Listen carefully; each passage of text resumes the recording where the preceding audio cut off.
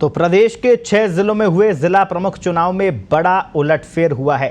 जनता के जनादेश में सिर्फ एक जिले में ही पूर्ण बहुमत हासिल करने वाली भाजपा ने कांग्रेस में सेंधमारी कर 3 जिलों में जिला प्रमुख बनाने में कामयाबी हासिल की है। तो वहीं सत्ता के मद में चूर कांग्रेस अपनों के भीतर घात से नहीं बच पाई, लिहाजा 4 जिलों में पूर्ण बहुमत होने के बावजूद वो सिर्फ 3 जिलों में ही जिला प्रमुख बना पाई। आखिर कैसे, देखिए इस खास रिपोर्ट में।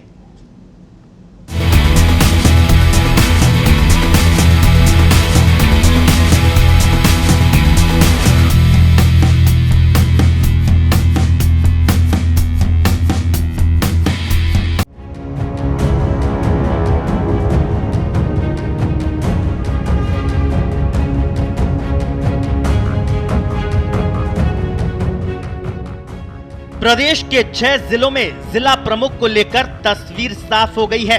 सियासी उठापटक के बीच हुए मतदान और मतगणना के बाद भाजपा और कांग्रेस नतीजों में 50-50 पर रहे। परिणाम के दिन सुनसान पड़े भाजपा मुख्यालय में उस वक्त पटाखे और आतिशबाजी होने लगी जब मुख्य विपक्षी दल भाजपा एक जिले में ही पूर्ण बहुमत होने के बावजूद कांग्रेस में बड़ी सेंधमारी करने में कामयाब रही। बीजेपी 3 जिलों जयपुर, भरतपुर और सिरोही में जिला प्रमुख बनाने में सफल रही है, जबकि उसके पास सिर्फ सिरोही में ही पूर्ण बहुमत था।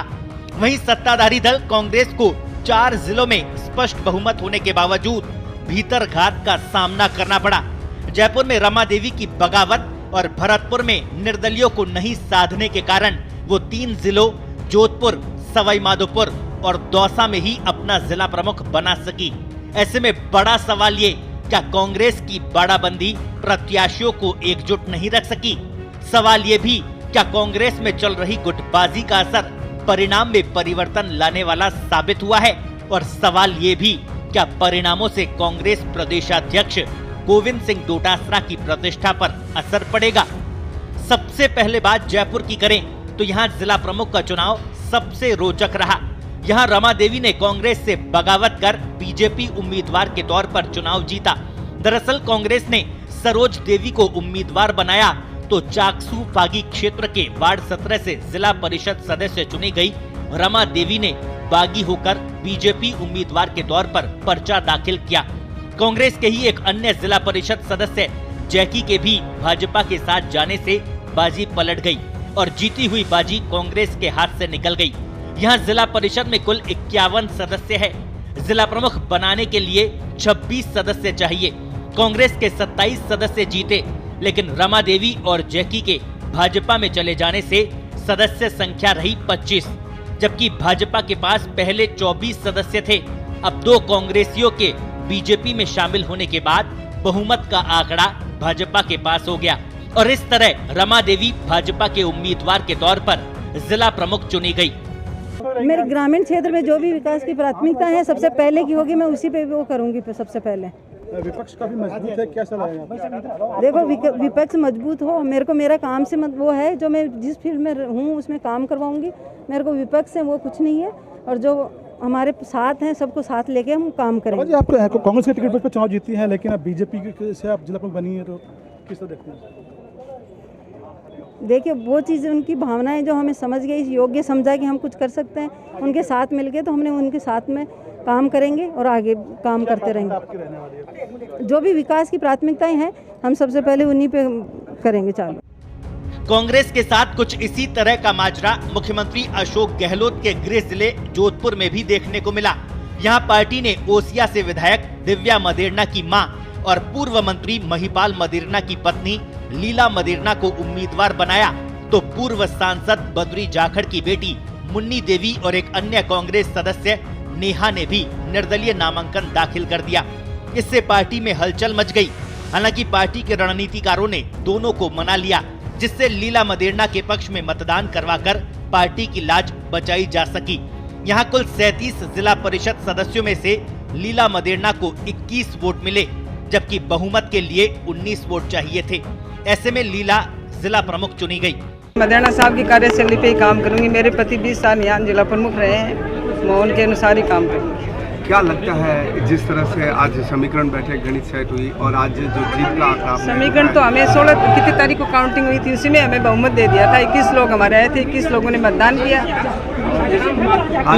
आगे की अगर बात करें तो किस तरह की कार्यशैली रहेगी ग्रामीण विकास को, अगर एक बड़ा पद और बड़ी जिम्मेवारी आप पर आई है? ग्रामीण विकास के लिए मैं तत्पर रहूँगी। जो भी ग्रामीण विकास के गाँव के काम है। मौजूदा चिकित्सा राज्य मंत्री सुभाष गर्ग और पूर्व पर्यटन मंत्री विश्वेंद्र सिंह के गृह जिले भरतपुर में भी पार्टी अपनी लाज नहीं बचा पाई। भरतपुर एकमात्र ऐसा जिला था जहां किसी भी राजनीतिक दल के पास बहुमत नहीं था। ऐसे में बाजी निर्दलियों के हाथ में थी, लेकिन दोनों ही नेता निर्दलियों को नहीं मना पाए और बाजी पूर्व केंद्रीय मंत्री नटवर सिंह के बेटे जगत सिंह जीत ले गए। जगत सिंह को 28 वोट मिले, जबकि बीजेपी के 17 सदस्य ही जीते थे। इस तरह जगत सिंह ने कांग्रेस और निर्दलियों को मिलाकर 11 वोटों का इजाफा कर चुनाव जीत लिया। जगत सिंह 14 अगस्त को ही फिर से बीजेपी में शामिल हुए थे। भरतपुर जिला परिषद में कुल 37 सदस्य है। बहुमत के लिए 19 चाहिए थे।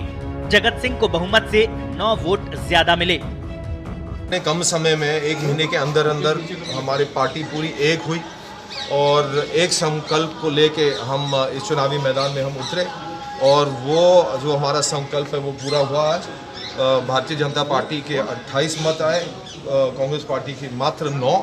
इससे ये स्पष्ट होता है कि पूरे भरतपुर जिले के अंदर एक परिवर्तन की लहर चल रही है।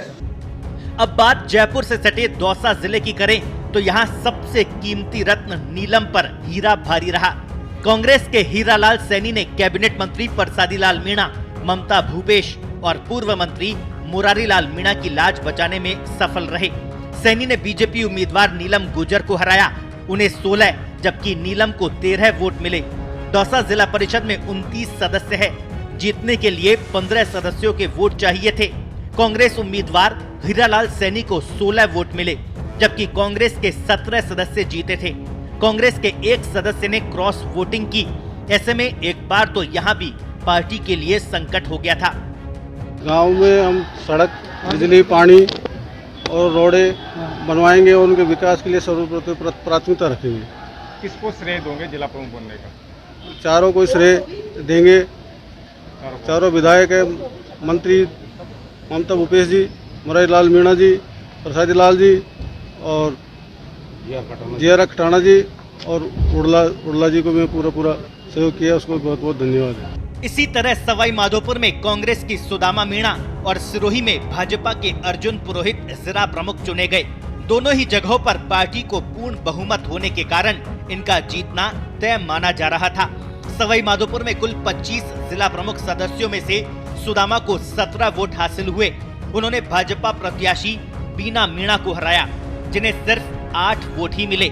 उधर सिरोही में बीजेपी उम्मीदवार अर्जुन पुरोहित को 17 वोट मिले, जबकि कांग्रेस के हरीश चौधरी को 4 वोट ही मिल पाए। सिरोही जिला परिषद में 21 सदस्य है। बीजेपी का जिला प्रमुख बनने से कांग्रेस समर्थित निर्दलीय विधायक संयम लोढ़ा को भी बड़ा झटका लगा है।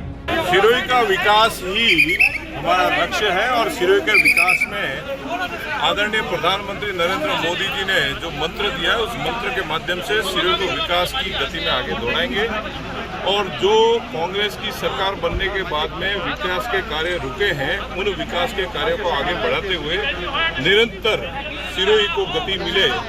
आकांक्षी जो जिला घोषित हुआ, उस आकांक्षी जिले में से सिरोही को निकाल के विकास की गति में दौड़ाने का कार्य। जिला प्रमुख बनी है आप सवाई माधोपुर की, क्या कुछ काम को लेकर के प्राथमिकताएं रहेंगी, क्या कुछ विकास को लेकर के प्राथमिकताएं रहेंगी आपकी? जोर से बोलो, थोड़ा सा तेज बोलो, डरो मत, संकोच मत करो। सभी काम करेंगे। काम कराऊंगा, जनता के सभी से अधिक कार्य कराए जाएंगे। बहरहाल जिला प्रमुख के चुनाव में सबसे ज्यादा फायदा बीजेपी को हुआ है। सत्ताधारी दल कांग्रेस को गुटबाजी और भीतर घात का नुकसान उठाना पड़ा है। ऐसे में अब ये देखना होगा कि कांग्रेस आलाकमान जिम्मेदारों और लापरवाहों पर क्या एक्शन लेता है, और देखना ये भी दिलचस्प होगा कि पार्टी की साख पर पट्टा लगाने वाले नेताओं के खिलाफ क्या कार्रवाई होती है। स्पेशल रिपोर्ट, पत्रिका टीवी।